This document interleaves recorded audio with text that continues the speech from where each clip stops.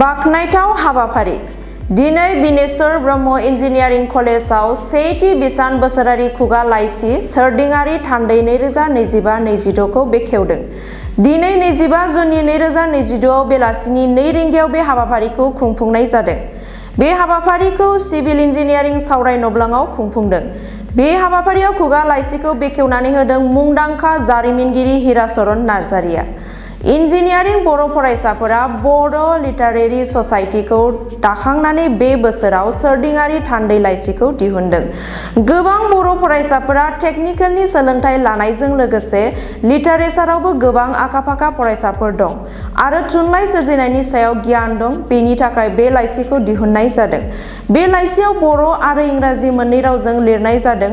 लोगोसे समाजाव मिथिहोनो थाखाय बर' फरायसाफोरा साबेसे इन्जिनियारिं फरायना पास जालांखो आरो 2010 मायथाइनिफ्राय दिनैसिम साबेसे पास जाखो आरो फरायगासिनो बेफोरनि सायाव खारिथि बुथुमना होदों। बे लाइसियाव बे लाइसिनि गाहाय सुजुगिरिया जादों प्रमद बसुमतारी आरो मासिगिरियाव बे फरायसालिमानिनो फोरोंगिरि सोमदोन नार्जारिया दं। बे खुगा लाइसिखौ दिनै सेथि बिसान महरै सोरदिङारि थान्दै लाइसिखौ बेखेवनाय जाबाय। बे हाबाफारिनि सोमोन्दै गाहाय सुजुगिरिया मा फोरमायखो गुवारै मिथिना लादो।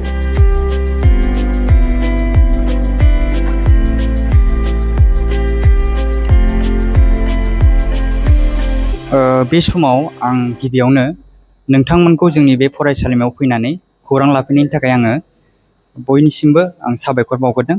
दा जोङो देग्लाय बियो गोलाव सम एबा दिनैनिफ्राय 3-4 बोसोर सिगांनिफ्रायनो बे बड' लिटारेरि ससाइटिखौ दाखांनायनि उननिफ्राय बे लाइसिखौ सुजुनो आगान एबा आखायाव लाबाय थादोंमोन। दा दिनै बे बोसोरावहाय जोङो सुजुयै सुजुनानै देग्लाय गिबि खेब दिहुनदों।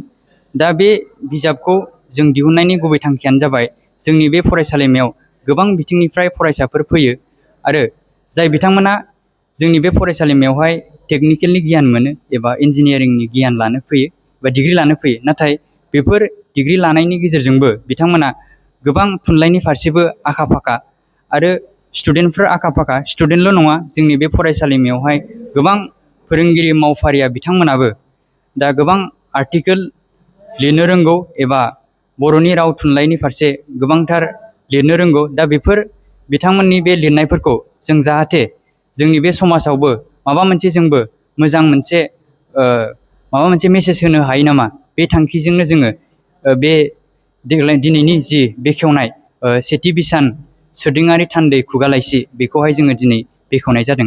गाहाय सुजुगिरियावहाय आं दङ, आं मुस्रि प्रमद बसुमतारी आरो लोगोसे जोंहा मासिगिरि हिसाबै दङ जोंनिनो बे फरायसालिमानिनो मानगोनां सोमदोन नार्जारि, मानगोनां सार।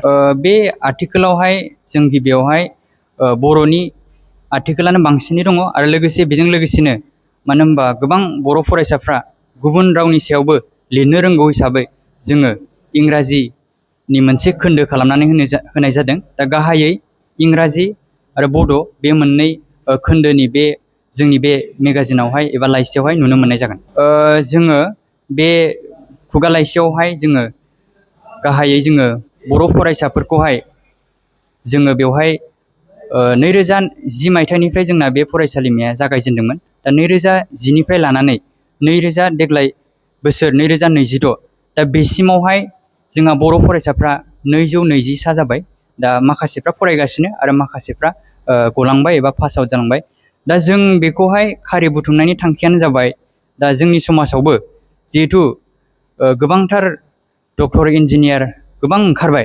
दा बेनि गेजेरावबो जाहाथे जोंनि बे फरायसालिमायावहाय साबैसे बर'साफ्रा बेबायदि इन्जिनियारिं फरायनानै जाफुंसार जालांनो हाखो एबा फरायलांखो, दा बिनि मोनसे मेसेजखौ जोङो जोंनि समाजावहाय जोङो दिन्थिनो एबा फोरमायनो थाखायनो बे खारिखौहाय जोङो बुथुमनाय जादों।